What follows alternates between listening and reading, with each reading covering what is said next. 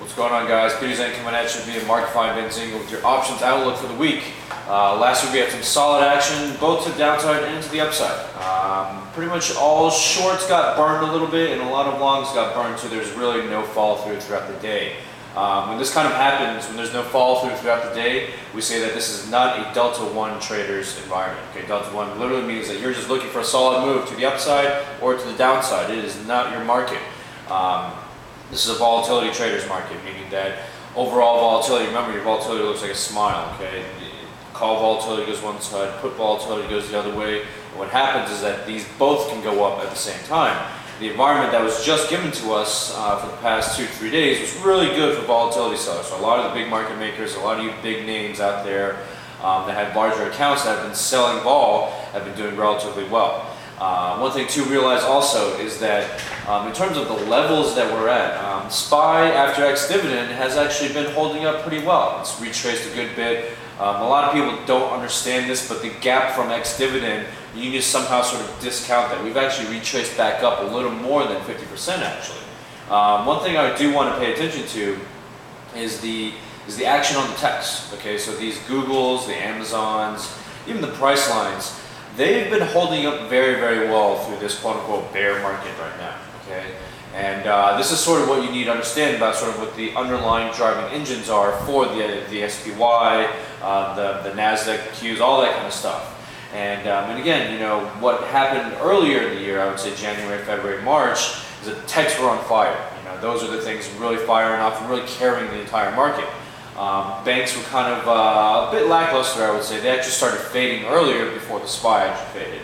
So what I'd like to see, honestly, is next week is probably going to give us a little bit more chop, but we should see direction soon. I would not be surprised if all of a sudden the banks, again, just like they lagged previously a few months ago behind the techs from moving upwards, they might actually lag a little bit moving upwards again this time. And what really happened is that if these JP Morgans, the Citigroups, Goldman Sachs, if they really started finding a bid to the upside, we could push the markets again back into all-time high territory.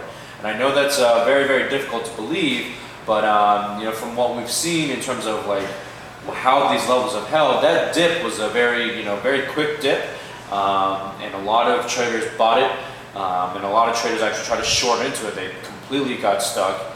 And again, you know, there's a little bit of news coming in and out via the Greece issues and a lot of international issues again, which we will keep an eye out. But for our sakes of just maintaining a proper macro outlook, you need to pay attention to the overall levels of your techs and your banks. Right now, techs have been holding up well. Banks have been a little bit lackluster, but that's completely expected going into the summer.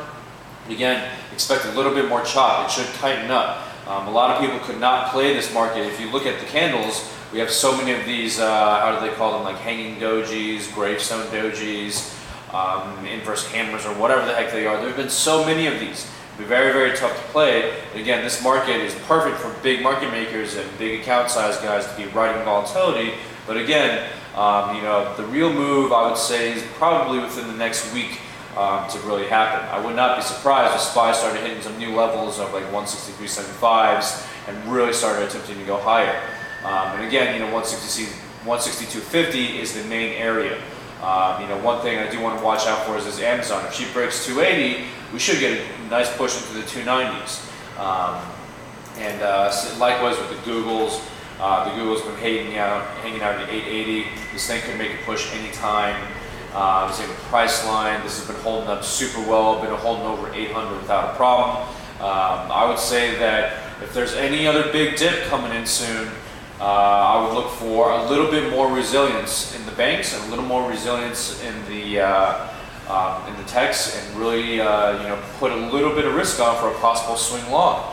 And again, you know, this is just a feeler position area, but it might be a good time to do it because, again, volatility is going to get smoked a little bit because we're going to start reducing the wavelength of our oscillation, and a dip buy on some out-of-the-money calls would be really beneficial for a nice risk reward to take advantage of some of these possible bigger moves in the techs. But again, you know, you have to be able to take into consideration that there is still macro news out there that the issues with the bricks and the pigs is not over yet, and that we could see some more issues. And again, guys, Peter Zeng coming at you via Market 5 Benzinga on the options outlook.